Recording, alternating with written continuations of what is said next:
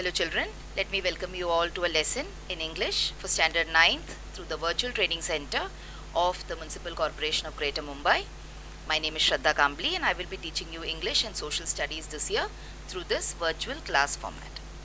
Now if you remember children, we were doing a lesson in English, that is we were talking about the lesson called The Necklace last time, and we did the first half of the story, isn't it? We talked about the person who has written this story, that is a French man called as Guy de Maupassant. We talked about the various characters in the story, that is we talked about Monsieur Loisel, we talked about Madame Loisel and her friend Madame Forestier, and what all happened in the first part of the story.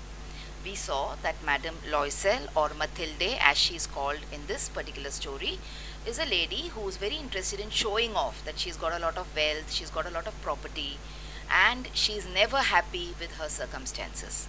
She always keeps cursing her husband, and she's not happy that she doesn't have a lot of money, and she wants to prove to society that she owns a lot of jewelry, a lot of good clothes, alright? And for that reason, when she is invited to a ball, she borrows this particular necklace which seems to be very expensive, alright, and she wears it, and in the last half of the story we saw last time that unfortunately she loses the necklace. The necklace falls off her neck somewhere. So that was part 1 of the story. Now let's move on and let's see what happens in part 2 of the story this time.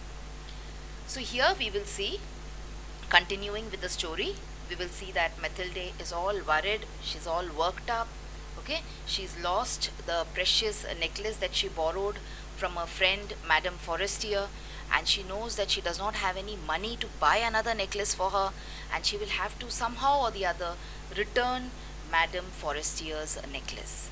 So she starts searching for the necklace high and low. Her husband and they start searching for the necklace everywhere possible. The first place they go to is the police station. So Monsieur Loisel, he goes to the police station and he tries to lodge a complaint that they have lost this kind of a necklace, and if someone finds it they can return it back to them. After the police station, he even goes to a newspaper office. You know, now when sometimes people lose certain things, or when a person gets lost, what do the relatives do? They put up an ad in the newspaper, an advertisement in the newspaper, saying that if someone finds this person loitering around, or if they find the object, they can return it to its owner and they can claim a reward, isn't it? So newspaper office is what they do when you go and give this kind of a request that I have lost a necklace, and if someone returns it, I will give them a small reward. So the newspaper office will publish it in their newspaper the next day. Okay, so our person in the story, that is a character in the story, Monsieur Loisel. Now Monsieur, children, is a way of saying Mr. in French. It is a title in French. It is Monsieur. We say Monsieur Loisel. And for the lady, we say Madame or Madame Loisel. Okay, so our story, the hero in our story, Monsieur Loisel, he goes to the police station. He goes to the newspaper office and he tries to lodge a complaint, or in any way he is desperate now to get the necklace back. Why? Because the necklace doesn't belong to him, it belongs to someone else. He has just borrowed it and now he needs to return it, isn't it? He also goes and checks with all the taxi drivers in the town because they had taken a taxi back home. So he goes and searches in all the taxis also. But unfortunately, he is not able to find the necklace anywhere. But his wife has to return the necklace to her friend. So what they do now is, they start thinking, and then they finally decide that somehow the necklace has to be returned, and therefore they go to a shop and they try to find a necklace which is similar to the one that they have lost. Fortunately for them, they find one piece which is very similar to the necklace that this lady has lost, Mathilde. Okay, But when they ask about the cost of the necklace, they get a big shock because the necklace costs 40,000 francs. Now, like we say rupees in India, we say dollars in America, you say francs in French. Okay, it is the French currency, francs. So the cost of the necklace, they say, is 40,000 francs. But the shopkeeper agrees to sell it for 36,000 francs. Now remember children, 36,000 francs is a big amount. Okay, and for someone who doesn't have too much money like Monsieur Loisel and Madame Loisel, it is actually a bigger burden.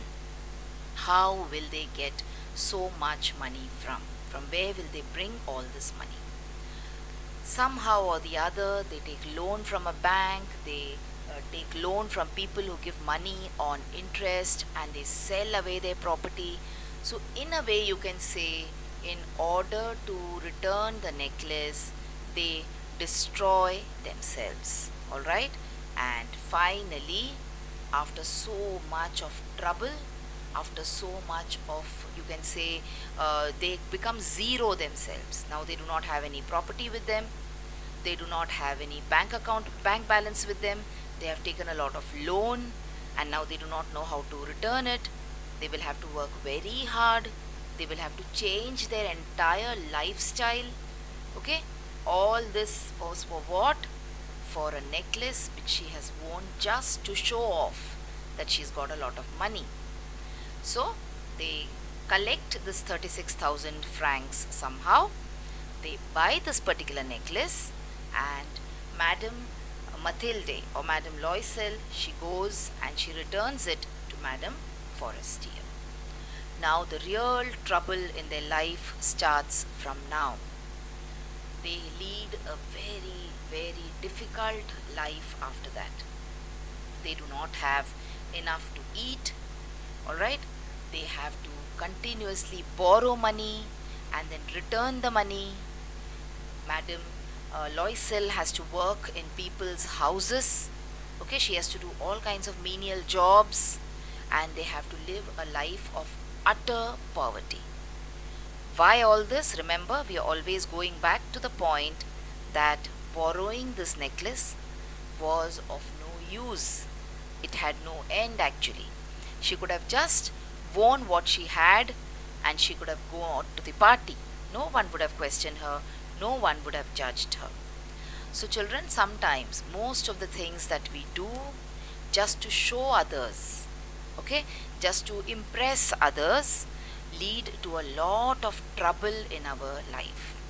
In Hindi they say, अपनी जितनी चादर हो उतनी ही हमको पैर फैलाना चाहिए.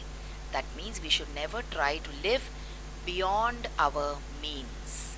If you have a friend who's very rich and his lifestyle is very good, you should not look at that person and start feeling jealous and start living like him because he's got that money and you don't have. Okay? So this is a very big moral that we can take away from this particular lesson. So moving on with the story, you will see that, look at this picture of Madame Loisel here, or Mathilde as we call her in the story. You can see that she looks like an old woman now. She was very young, but later on, in quite a few years, she looks like a very, very old woman because life has been very, very unfair to her. Okay? Now time passes and the ladies, they don't meet each other. Mathilde and Madame Forestier, they have not met each other for a long time now after returning the necklace. Madame Forestier is rich and she continues with her life, whereas Mathilde, poor thing, she's suffering and suffering just because of that one necklace. Alright, and she's cursing herself. She curses herself day in and day out for simply trying to make a show of things and borrowing the necklace. One day, after a long time, suddenly, out of the blue, one fine day, Madame Loisel and Madame Forestier happen to meet each other. Now see, they are both friends, okay? They have studied together in school. But look at how they look different, isn't it? See, the one on the left is Mathilde and the one on the right is Madame Forestier. See how young, youthful, beautiful Madame Forestier looks, and look at our poor Mathilde. See how her condition is. She looks like an old, haggard woman, isn't it?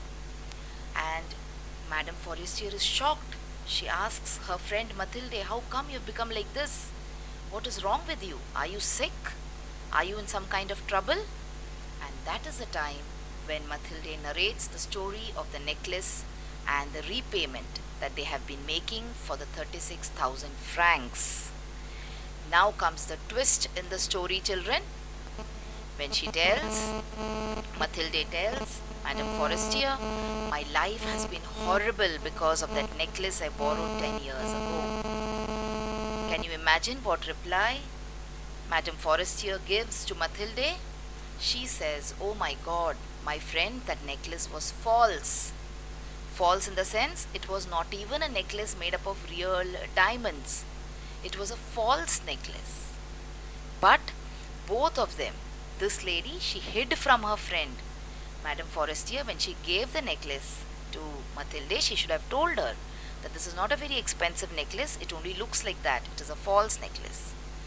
And even Mathilde, she did not bother to tell her friend the truth. She should have gone up and should have told her friend, see, I have lost your necklace, I will return it to you at any cost. That time her friend would have surely told her that, madam, it is not a real one, it is a fake one. But they kept things hidden from each other. This is the second moral that we can take away from the story. Be frank, be open, be truthful about things. It will save you a lot of trouble in life. Okay?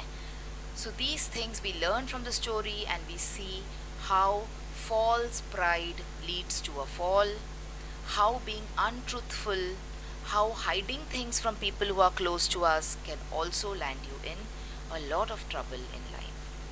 So that was the story, children, of the necklace or the diamond necklace, which is written by Guy de Maupassant. Okay? Now, as we do each time, we look at a little bit of grammar point from our textbook. So in the grammar point today, we will look at certain points later. In the beginning now, let us look at the you can say written part, or you can say the written skill development part in our textbook, writing skill, that is writing an invitation letter. So you have this invitation letter in your textbook where they are asking you to write an invitation. Before that, let us look at this particular, you can say, model, or you can say specimen of an invitation. So this is an invitation written by the management of a school, and it is being given out because of the annual day function. So the school management wants people means people connected to the school, the children, the parents, etc., to attend the annual day function. So let us just read how an invitation will look like. Okay, so the management, the principal, staff and students of Navodaya Public School, Ajmer, request your benevolent presence on the auspicious occasion of the annual function of their school. Now, when is the annual function? It is at 10 a.m. on September the 12th. And they are saying that there is a very important person who will preside over the function, and he will distribute the prizes to the winners. And this invitation is being sent out by the principal of Navodaya Public School, Ajmer. Now remember, this is an official invitation, children. So when there is a annual function in the school, it will be conducted in the school itself. If the school decides to do it elsewhere, they will inform the people who have been invited. So that is the reason that the venue is not written over here. Now you have a small exercise based on this invitation in your textbook also. Let us look at that particular exercise. Here we are going to do some fill in the blanks. But before that, let us highlight what is there in this particular invitation. So this invitation is being sent out by a couple, Mr. and Mrs. Okay, so you can write any name that you want over here. You can write your own name, you can write my name, you can write your friend's name. So I have chosen the name Mr. and Mrs. Sharma here. So Mr. and Mrs. Sharma, they solicit the pleasure of your company on the occasion of the, so why are they inviting you? So the occasion is the birthday of their son. Alright? So can you change the occasion? You can change the occasion to anything that you want. You can say naming ceremony, you can say opening of the house, inauguration of the house, anything that you desire or you feel good or that situation demands. According to your situation, you can change the words over here. So these people, Mr. and Mrs. Sharma, they are inviting someone to the birthday of their son. It is important to tell the date and the day. So it is on Friday and the date is the 16th of August. Now one very important thing here is, children, the venue. Venue means where will the birthday function take place. So it will be at Pearl Hall, and the timing is also extremely important. So the timing is 6 a.m. So whatever you see here on the screen in red color, these are the things which are very essential if you are inviting someone. So you need to put out the name of the person who's inviting, the occasion for which you're inviting someone, the day, the date, the place and the time. The remaining part of the invitation, you can use words according to your vocabulary. Alright, let us go back to our previous invitation and let us check whether all these elements are common. Yes, so we have the person who's inviting, we have what the invitation is for, we have the day, the date, the timing, okay, and venue is of course the school. Okay children, so this was one language skill, you can say part or portion in your textbook in this particular lesson about writing an invitation. You have an invitation to a ball as an instance in this particular lesson, isn't it? So they are invited to a ball, and I told you the last time, ball means a party actually, and that is the reason this entire story starts, isn't it? They invited to a ball, so Mathilde goes to borrow the necklace. So this was the invitation part. Now let us quickly, we have a few minutes left into the lesson. Let us quickly look at some grammar portion now, without which our lesson is always incomplete. So we will look at determiners today in English. So what are determiners, children? They play a very important role in English grammar. Determiners are nothing but words which precede a noun. Precede means it comes before a noun. Okay? So a word which comes before a noun and it is used to express the reference of the noun. For example, I say this book, this. So I want to say it is this book, not that book. Alright, so this word will be the determiner here. It is used to modify the meaning of a noun. So see, when I am saying this book, I mean the one which is lying close to me, not the one which is lying far away from me. If I want to talk about the book which is lying far away from me, I would say that book. So it is modifying the meaning of the noun, the book. Isn't it? If you do not understand these grammar points, children, grammar is a very difficult topic to talk about and understand in English. If you do not understand grammar in this format, which is not interactive, you can do one thing. You can rewind the video and you can watch it again. Rewind the video n number of times and you can watch it again till you understand. Okay? So, let us look at an easy meaning now. You are in the 9th standard, so we discussed a difficult meaning of determiner. To make it easy for you, a determiner is a word that introduces a noun. For example, if you go to your school with your brother, to your teacher, what do you say? This is my brother. My brother, not someone else's. Okay, so my there is a determiner. So determiners are words that introduce a noun and provide some information about it. Just some information, okay? For example, see, the balls. The now here is the definite article. We have learnt about articles, isn't it? A, an and the. So the here is the definite article. His son. Not my son, not your son. His son. 5 cats. So 5 here is a quantifier. You can also say that 5 is an adjective. More cars. So more is a quantifier. Okay? So these are all determiners which we use in English. Let us look at some more examples. So determiners could be articles, they could be demonstrators or demonstrative pronouns, they could be possessive adjectives, they could be quantifiers, numbers or ordinals. Okay, so this is all the time that we have, children. Now quickly, this is the last exercise in your textbook based on determiners. So look at the examples here. We already explained, I already told you what the meaning of determiners are. Let us look at these examples here. So the necklace, the is a determiner. An error, so an is a determiner. All these things, so all these is the determiner. Another woman, another is a determiner. One evening, so one is a determiner. Her husband, her is the determiner. Alright, so no need to tell you again. The determiners are what? They are words which precede the noun and which tell us or specify more about the noun that we are talking about. Okay, children?